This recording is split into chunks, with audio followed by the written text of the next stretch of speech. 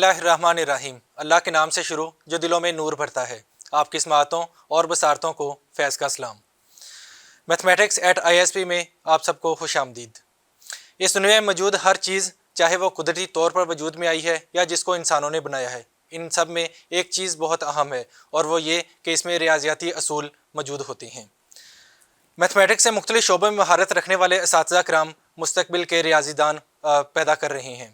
آج میں آپ کو ایک ایسے ہی ریاضی دان سے ملوانے جا رہا ہوں جن کا 23 سال کا ٹیچنگ ایکسپیرینس ہے۔ 35 پیپرز مختلف جرنلز میں پبلش ہو چکے ہیں۔ اس کے ساتھ ساتھ 57 MPhil اسٹوڈنٹس کو سپروائز کر چکے ہیں، اور اس وقت انسٹیٹیوٹ آف صدر پنجاب ملتان کے شعبہ ریاضی میں اپنی خدمات سر انجام دے رہے ہیں۔ ہمارے ساتھ موجود ہیں ایسوسیٹ پروفیسر ڈاکٹر ایاز علی صاحب۔ السلام علیکم سر۔ وعلیکم السلام جی۔ سر، آپ اپنی مصروفیات میں سے وقت نکال کر تشریف لے کے آئے، آپ کی آمد کا بہت بہت شکریہ سر۔ سر، پہلی یہ بات کہ آپ نے مجھے مدعو کیا، میں آپ کا اور ISP کا بہت زیادہ مشکور ہوں۔ تھینک یو، بہت شکریہ۔ سر، میرا سب سے پہلا سوال آپ سے یہ ہے کہ آپ نے اپنی تعلیم کہاں کہاں سے حاصل کی؟ میں نے FSc اور BSc جو ہے وہ SC کالج بہاولپور سے کی، اور اس کے بعد میں نے اپنا MSc میتھمیٹکس ماسٹر جو ہے وہ BZU سے کیا۔ اس کے بعد کچھ عرصہ میں نے جاب کی، پھر اس کے بعد میں نے اسلام آباد کا کامسیٹ کا جو کیمپس ہے اسلام آباد کامسیٹ، وہاں سے میں نے جو ہے MPhil کیا، اور اس کے بعد میں نے جو ہے ہائی ٹیک یونیورسٹی ٹیکسلا سے PhD کی۔ جی، زبردست۔ اچھا سر، دوران تعلیم بہت سی مشکلات کا سامنا کرنا پڑتا ہے انسان کو۔ آپ کے ساتھ بھی ایسا کوئی معاملہ پیش آیا ہو؟ ہاں، میرے ساتھ PhD میں تھوڑا سا اس طرح کا ایک ایشو ہوا۔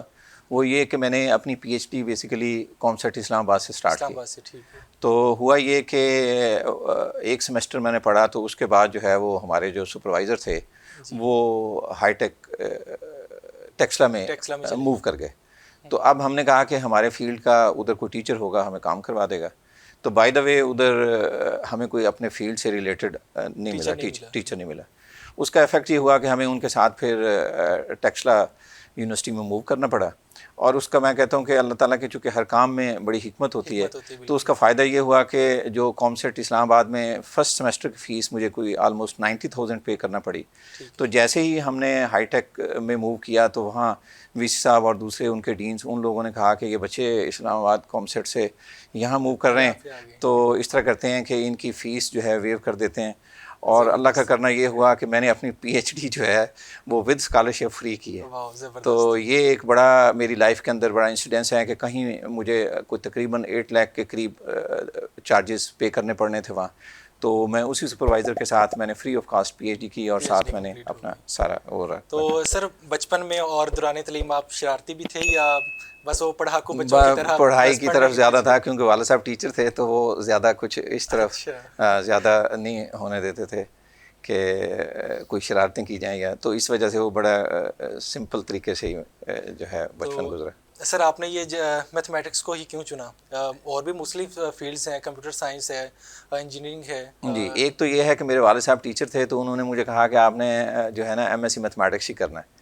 تو ایک تو یہ ریزن تھی، وہ ٹیچر ہی دیکھنا چاہتے تھے، اور بڑی چھوٹی کلاس سے انہوں نے مجھے، یعنی FSc میں میرا میرٹ بنا، تو انہوں نے مجھے کہا کہ آپ نے جو ہے بے شک انجینئرنگ کرنی ہے یا جو بھی کرنا ہے، لیکن آپ نے کرنا ہے MSc میتھس ہی ہے۔ تو میری خواہش ہے کہ آپ کبھی، کیونکہ اس وقت تھوڑی پرانی بات ہے، تو اس وقت یہ تھا کہ ان کی خواہش تھی کہ شاید یہ کل PhD کر لے تو میرا بڑا نام ہوگا، اس طرح کی ان کے دل میں خواہش تھی۔ تو وہ پھر جب میں نے اس میں پھر میتھس میں کام کرنا شروع کیا، تو الحمدللہ مزہ آیا۔ تو پھر میں نے MSc کی، اس کے بعد پھر MPhil کیا، اور اس کے بعد اللہ کا احسان۔ سر، میتھمیٹکس میں بہت سی آگے فیلڈز ہیں، تو آپ نے کون سی فیلڈ کو چنا کہ جس میں آپ اسپیشلائزیشن آپ کی؟ میتھمیٹکس میں بیسیکلی 2 مین فیلڈز ہوتی ہیں، ایک پیور میتھمیٹکس اور اپلائیڈ میتھمیٹکس۔ تو میں نے اپلائیڈ میتھمیٹکس کا زیادہ چوائس مناسب سمجھا۔ اس کی مین ریزن یہ تھی کہ میں ایک تو میرا جو ہے اپلیکیشن کے پوائنٹ آف ویو سے چیزیں مجھے اچھی لگتی تھی، دوسرا یہ ہے کہ جو میرا فیلڈ ہے وہ basically non linear partial differential equation ہے، یعنی آپ یوں کہہ لیں کہ اپلائیڈ میتھمیٹکس میں پھر آپ کہہ لیں کہ اس کی ڈفرینشیل ایکویشن، پھر اس کے 2 پارٹس ہو گئے، partial differential equation and ordinary differential equation. تو پارشل ڈفرینشیل ایکویشن میں فردر اس کی 2 اس کی ٹائپس ہیں کہ ایک ہمارے پاس non linear partial differential equation ہے اور ایک ہمارے پاس جو ہیں وہ لینئر پارشل ڈفرینشیل ایکویشن. تو میں نے اپنا چوائس جو ہے اپنا پی ایچ ڈی کا میرا جس میں زیادہ ورک ہے اور انٹرسٹ بھی ہے وہ naan linear partial differential equation ہے. بیسیکلی یہ فزیکل فینومیناز ہوتے ہیں اور یہ فزیکل فینومیناز جو ہیں ریئل ورلڈ پرابلمس یا ریئل ورلڈ فینومیناز کے ٹائپ کے ہوتے ہیں جنہیں سالو کر کے آپ بڑے اچھے ریزلٹس اور ان کی ڈسکشن وہاں سے لے سکتے ہیں. زبردست. جی بالکل سر, آپ ابھی اپنی فیلڈس کے متعلق بتا رہے تھے اور آگے اس فیلڈ کے اندر جو مختلف سب فیلڈس ہیں اس کے بارے میں آپ گفتگو کر رہے تھے. یہاں پر وقت ہوا ایک چھوٹی سی بریک کا. بریک کے بعد ہم دوبارہ پھر سے حاضر ہوں گے اور گفتگو کا سلسلہ جاری رکھیں گے. ISP ملتان آفیشیلس کو آپ ضرور سبسکرائب کیجیے گا تاکہ ہماری آنے والی ہر ویڈیو آپ تک پہنچ سکے.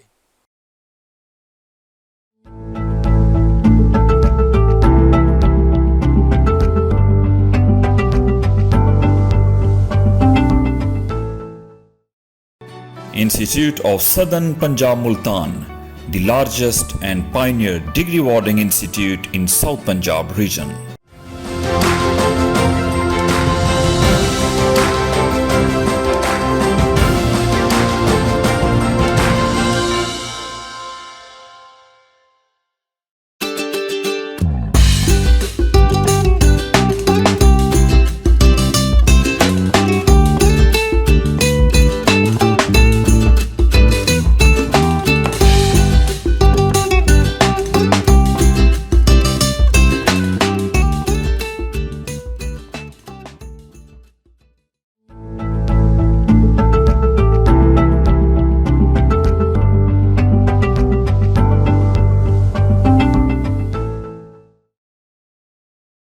Welcome back. Mathematics at ISP میں دوبارہ خوش آمدید. گفتگو کا سلسلہ ہم جاری رکھتے ہیں. سر آپ ابھی فیلڈس کے متعلق بتا رہے تھے اپنے اور اس کے آگے سب فیلڈ کے متعلق بھی بتایا. تو سر آپ نے اس فیلڈ کا انتخاب ہی کیوں کیا کہ آپ نے سب فیلڈس کے اندر اس طرف جانا ہے اور اس کی اپلیکیشنز کیا ہیں, آج کل اس پہ کیا کام ہو رہے ہیں؟ دیکھیں, سب سے پہلی بات یہ ہے کہ یہ دنیا جو ہے نا بیسیکلی یہ چینج پہ ڈپینڈ کر رہی ہے ساری. بالکل. اور اگر تھوڑا سا اس کو مائنوٹلی دیکھا جائے تو ہر آدمی کی لائف کے اندر چینج ہے. آپ یوں کہیں کہ اگر چینج ہے تو پھر لائف ہے, اگر چینج نہیں ہے تو پھر لائف نہیں ہے. بالکل ایسے. یعنی وہ آدمی بھی ہو سکتا ہے اور دنیا کی کوئی چیز بھی ہو سکتی ہے. فار ایگزامپل واٹر ہے, چلتا رہے تو بالکل ٹھیک رہے گا, لیکن اگر وہ رک جائے تو اس میں اسمیل پیدا ہو جائے گی. اب کوشچن یہ ہے کہ جب چینج ہے تو پھر چینج سے ہمارا کیا مطلب ہے اور ہم کیا کرنا چاہ رہے ہیں. تو اس سے یہ ہے کہ جب ہر چیز میں چینج ہے تو ہم یہ دیکھنا چاہ رہے ہیں کہ یہ چینج کب ہوتی ہے, کہاں ہوتی ہے, کس پوائنٹ پہ ہوتی ہے اور یہ کتنی چینج ہوتی ہے. تو اس کے لیے جب یہ ساری چیزیں ہم اس طرح دیکھتے ہیں, فار ایگزامپل میں ایک چھوٹی سی آپ کو ایگزامپل دیتا ہوں. یہ ہماری ایک بال پوائنٹ ہے, اس کے اوپر ہم اسے ذرا تھوڑا سا اس کا انالیسس کرنا چاہ رہے ہیں. تو اس میں جو ہے چینج, اگر اس کو پوائنٹ ٹو پوائنٹ چینج دیکھنا چاہیں, یہاں اس کو اگر چیک کریں یعنی اس کی چینج دیکھیں کچھ اور ہوگی, یہاں کچھ اور ہے, یہاں کچھ اور ہے. تو اس کا مطلب یہ ہوا کہ ایک چھوٹی سی چیز میں اگر چینج ڈفرینٹ ٹائم انٹرولس میں ڈفرینٹ ہو سکتی ہے تو پھر جو دنیا کے بڑے بڑے فزیکل فینومیناز ہیں اور ریئل ورلڈ فینومیناز ہیں ان کے اندر تو بہت زیادہ چینج ہوتی ہے. اب وہ چینج کا مطلب یہ ہے کہ ریٹ آف چینج, اور جب ہم ریٹ آف چینج کی بات کرتے ہیں تو ڈیریویٹو کی طرف ہمارا ذہن جاتا ہے, اور جب ڈیریویٹو کی طرف ہمارا ذہن جاتا ہے تو پھر یہ بات ڈیفینیٹلی میرے فیلڈ کو ہلکا سا ٹچ کرتی ہے کہ یہ جو ڈفرینشیل ایکویشنز ہیں, بیسیکلی ڈفرینشیل ایکویشن میں چینج سے ریلیٹڈ ہی چیزیں ہوتی ہیں اور ہم ان چیزوں کو اسٹڈی کرتے ہیں جن میں چینج اکر ہو رہی ہوتی ہے. اور میرے اپنے خیال میں اگر دنیا کا اوور آل اسٹرکچر دیکھا جائے تو کوئی ایک چیز بھی ہمیں ایسی نہیں ملے گی جس کے اندر چینج اکر نہ کر رہی ہو. فار ایگزامپل ہم انسان کے بیہیویئر کے بارے میں دیکھتے ہیں تو اس میں چینج اکر کرتی ہے. فار ایگزامپل اگر ہم یہ کمپیوٹر جو ہے ہمارے پاس اس کو اسٹڈی کرتے ہیں, اس کے پروسیس کو دیکھتے ہیں, اس کے ہارڈ ویئر کو دیکھتے ہیں تو اس کے اندر ڈفرینٹ چینجز اکر ہو رہی ہوتی ہیں. فار ایگزامپل اگر پریکٹیکل لائف سے ہم کسی گاڑی کی ایگزامپل لیتے ہیں, کرولا, ہونڈا سوک اور اس طرح کی ڈفرینٹ ایگزامپل لیتے ہیں تو اس کے اندر ڈفرینٹ چینجز ہیں. فار ایگزامپل مارکیٹ میں ہمارے پاس فیشن سے ریلیٹڈ بات ہے تو فیشن سے ریلیٹڈ جو چیز ہمارے پاس اکر کر رہی ہے اس کے اندر جو ہے ڈفرینشیل ایکویشن کا یوز ہے. تو لائف کے اندر ہمارے پاس اگر غور سے دیکھیں تو کوئی ایسا شعبہ بھی ہمیں نظر نہیں آتا جس کے اندر یہ چینج ایگزسٹ نہ کرتی ہو. تو اس وجہ سے یہ پھر اپلیکیشن کے پوائنٹ آف ویو سے بھی بہت قریب ہو جاتا ہے اور چینج کے پوائنٹ آف ویو سے بھی ہے کہ ہر چیز کے اندر جو ہے ہمیں وہاں چینج نظر آتی ہے. اچھا دوسری اس میں بات یہ ہے کہ یہ ڈفرینشیل ایکویشن جو ہے as compare to other subjects یہ ہمارا اس طرح کہہ لیں کہ نیولی انٹروڈیوس قسم کا سبجیکٹ ہے ایز کمپیئر ٹو ادر, کیونکہ اس کا جو سٹارٹ ہوا ڈفرینشیل ایکویشن کا یہ 16 سینچری کا اینڈ تقریباً 1670 میں سٹارٹ ہوا اور 70 سے کام ہوتا ہوتا 1950 پہ جا کے یہ آلموسٹ کمپلیٹ ہوا اور پھر اس میں بڑی ریپڈ چینجز آئیں. اور پھر اس کے بعد جیسے ہی دنیا کو پتہ چلا کہ یہ تو بڑا اچھا سبجیکٹ ہے اور اس کا اگر کمپیریزن دوسرا فار ایگزامپل الجبرا کے ساتھ کرتے ہیں, جیومیٹری کے ساتھ کرتے ہیں یا نمبر تھیوری کے ساتھ اس کا کمپیریزن کریں تو وہ اس حساب سے بہت پرانے سبجیکٹس ہیں, ان کی ہسٹری بھی بہت لمبی ہے اور بڑا پرانا اس میں جو ہے میتھمیٹکس ساری چیزیں انوالو ہیں.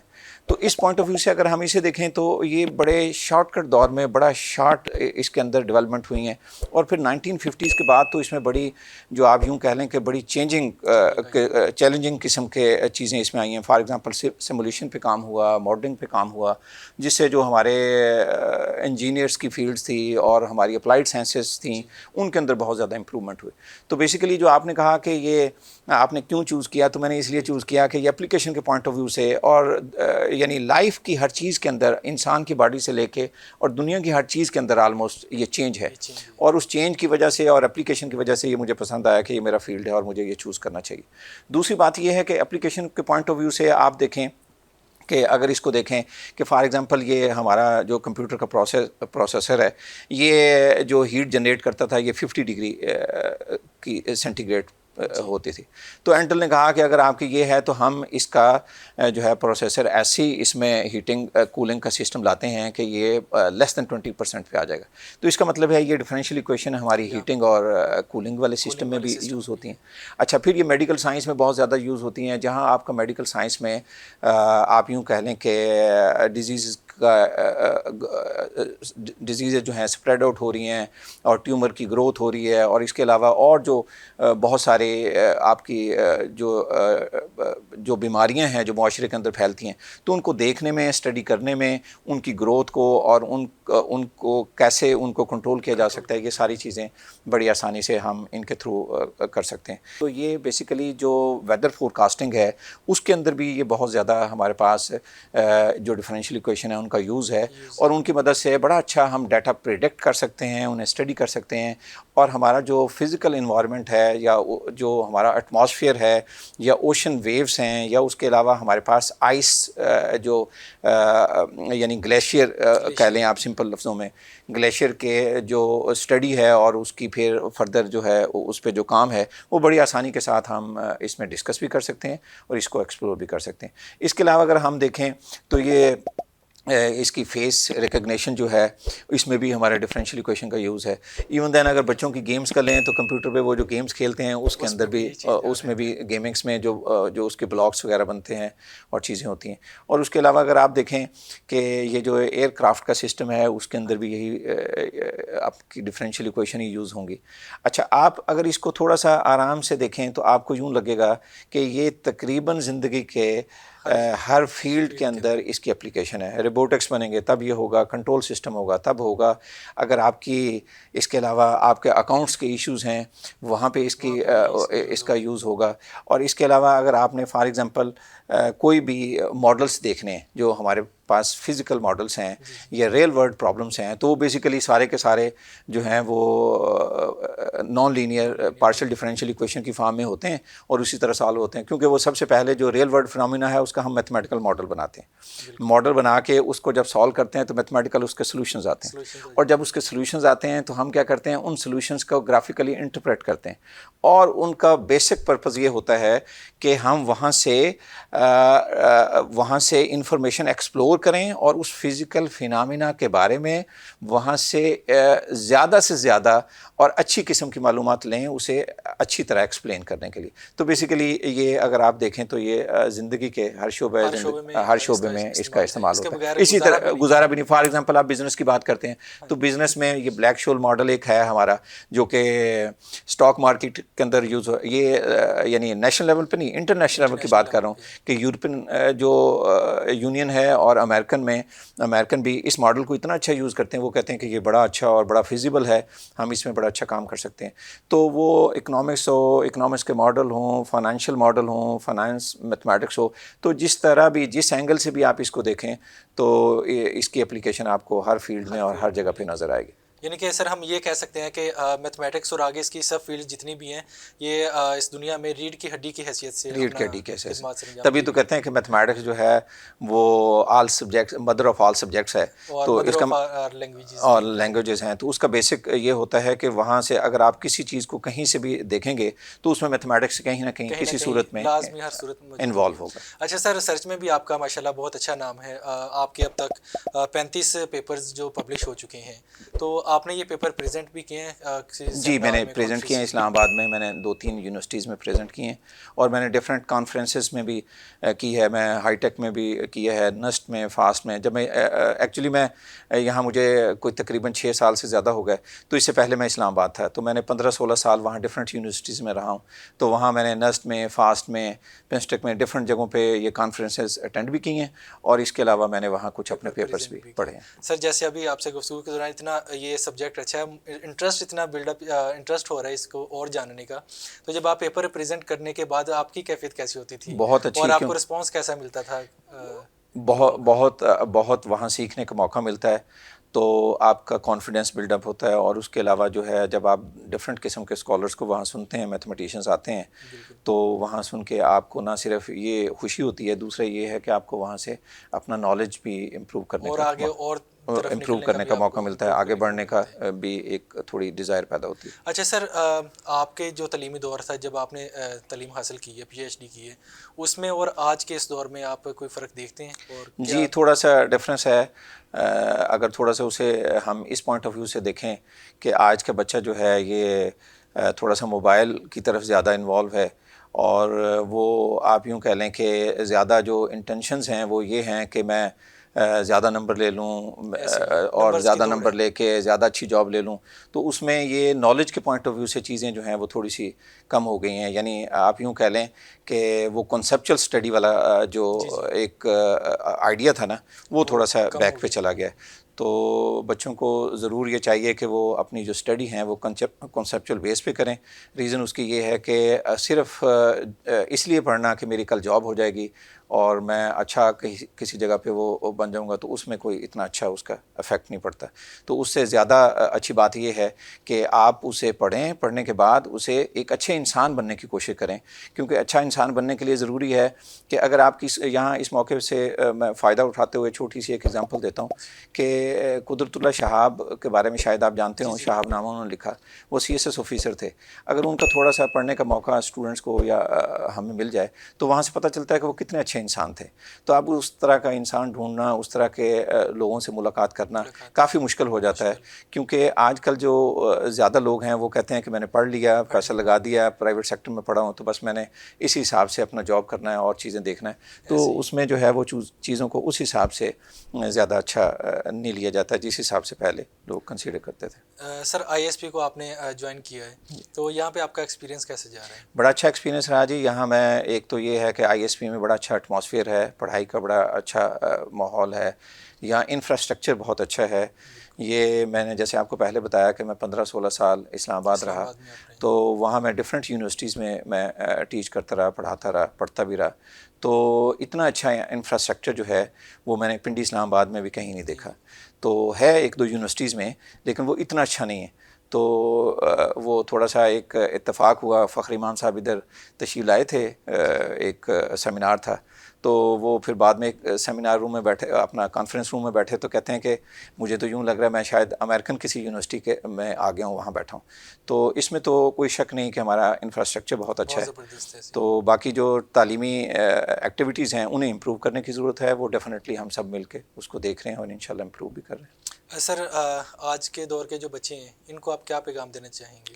آج کے دور کے بچوں کے لیے فیض یہاں پہ آج کل ہے نا وہ موبائل کا جیسے ابھی آپ نے ذکر کیا کہ استعمال کر رہے ہیں، لیکن اس سے وہ فائدہ حاصل نہیں اتنا کر رہے جتنا وہ غلط ایکٹیویٹیز کی طرف زیادہ موو کر رہے ہیں. جی وہ بیسیکلی یہ ہے کہ وہ اس کا مس یوز آپ دوسرے لفظ میں کہیں کہ وہ کر رہے ہیں. اس کی بات یہ ہے کہ فار ایگزامپل جو سب سے پہلا میسج ہے میرا بچوں کے لیے وہ یہ ہے کہ ہارڈ ورکنگ کا جو ایلیمنٹ ہے نا وہ آپ کے ہاتھ سے کبھی نہیں جانا چاہیے. اور نمبر 2 پہ آپ کو کانسیپچل اسٹڈی کی طرف دھیان دینا چاہیے. نمبر 3 یہ ہے کہ اس پرپز کے لیے مت پڑھیں کہ بس میں نے نمبر لے لیا اور میں نے جاب کرنی ہے، میں تو صرف تھوڑے سے مارکس لے کے پاس ہو کے یہ کرنے آیا تھا. نالج بیس آپ کے پاس ہونا چاہیے.